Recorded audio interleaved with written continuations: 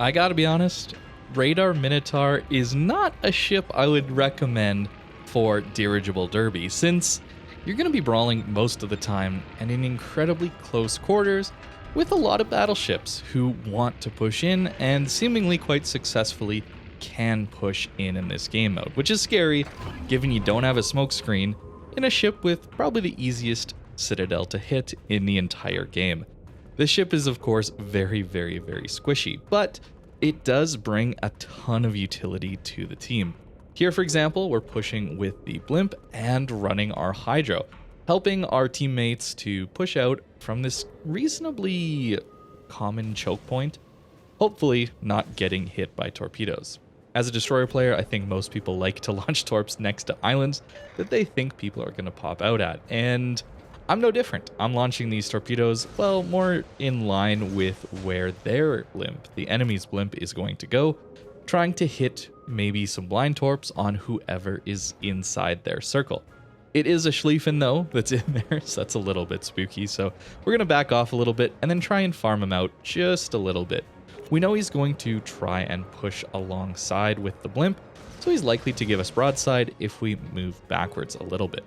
I launched these torps with the hope the Shimmo would continue in a straight line, and I think I just caught him with one as he tried to slow down and smoke up. So try not to hit your teammates, of course, with the torpedoes, but Minotaur does get a lot of torpedoes, which really do help it deal with these more difficult pushes, right? Not having HE is rough, and having torpedoes to throw into choke points is a very nice thing to have. Of course, the AP does a ton of work against broadside, so there's no issues there when it comes to damage output, assuming you're getting yourself into positions where you can make use of this insane DPM.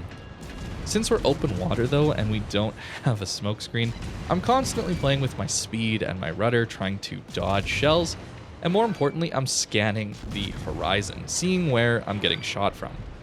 You notice I actually do have the detection indicator that lets me know when somebody shoots at me from a longer distance.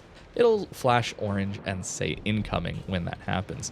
It's really useful if you're playing an open water Minotaur, letting you know you need to look out for someone sending a shot your way from a long distance. And that's why I'm constantly using free look. You're going to notice that as well. With a lot of these high DPM ships, I'll try and get my aim reasonably well on target, and then I'm going to push and hold right click on my mouse, that's the default bind, which gives me this more zoomed out view while still retaining the lock on and good accuracy I would get by staying in this binocular view. You don't really get very good situational awareness in this view, so I really do love this free look here, where I can stay locked on, my aim is going to stay where I last had it, and I still get to get the damage output while still maintaining situational awareness. This game we've been pretty passive though so far, haven't done too much damage, and of course the choke point is coming up. Hotspot is a tough map on Dirigible Derby since this choke point is so open water, and since there's a lot of DDs in this one, there's going to be a lot of torpedoes coming in. So fortunately, our hydro will be coming back online. And the other really, really nice thing here, of course, is the enemy battleships are all in front of us, so we get to hopefully stay angled even though they are able to overmatch us. But we do need to push in with this blimp here and try and stop the enemy. We have a radar and we know there's DDs in their circle, so that's my goal here. I know I'm probably gonna die. Brawling in a Minotaur isn't the most recommended thing, but you'll notice we do drift a ton. If you haven't played this ship before, it really doesn't lose speed in turns, so it tends to drift in the water. That can make it really difficult to hit, assuming you are at a pretty steep angle to whoever's shooting at you, and you are dodging as much as you possibly can. Popping our radar, of course, we do catch the gearing, and because he's caught, he's going to just try and stick bow in and bow tank us. That's one of the issues with Minotaur, of course.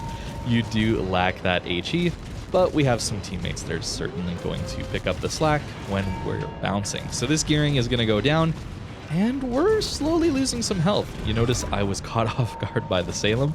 I actually had no idea he was going to be there, even when he popped up. So we're going to lose a lot of HP, but Minotaur with its super heal should be able to come back. assuming we are able to get undetected in this clutch smokescreen the Shima popped up with. Oh, 4,000 HP, and yep, we are just barely able to get our heal, so we are still alive. And we're very close to a lot of scary ships. Borgone, Napoli, Ohio all overmatch us.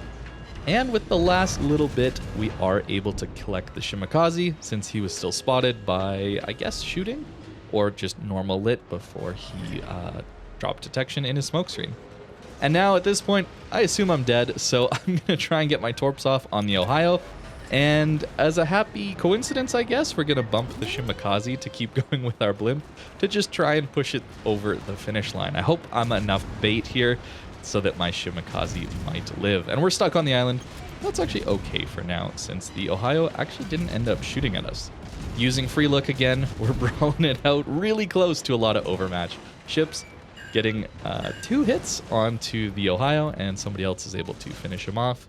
I get greedy for my last set of torpedoes, and the drift actually saves us against the Napoli, but the Salem behind us does manage to finish us off. Or that was the Borgone, sorry.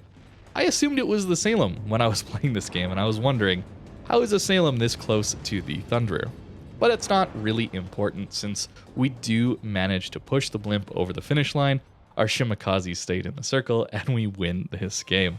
So brawling Minotaur in Dirigible Derby, not recommended, but it happened to work out in this one. I certainly got very lucky, and I had a ton of fun playing this one.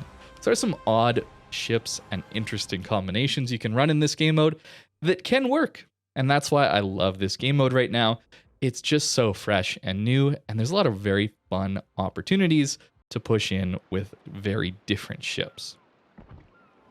With this one, I certainly would not consider this a guide or something you should do, but more just a fun video. But this, if you're wondering, was the commander I was running. It's a very old one that I haven't really looked at in a very long time, so we happen to have some AA build in here, kind of. I'm not really sure. I don't play Minotaur very often, so I would not look to that as the best build for the ship yet, just what I was running in this video. And of course, upgrades, I think these are pretty standard. And of course, the radar, which is really, really strong, but not the most comfortable build to play all the time. But it can be a lot of fun, and I hope you enjoyed watching me get a little bit lucky in the Minotaur brawling it out in Dirigible Derby. Thank you very much for watching, and I hope you have a great rest of your day.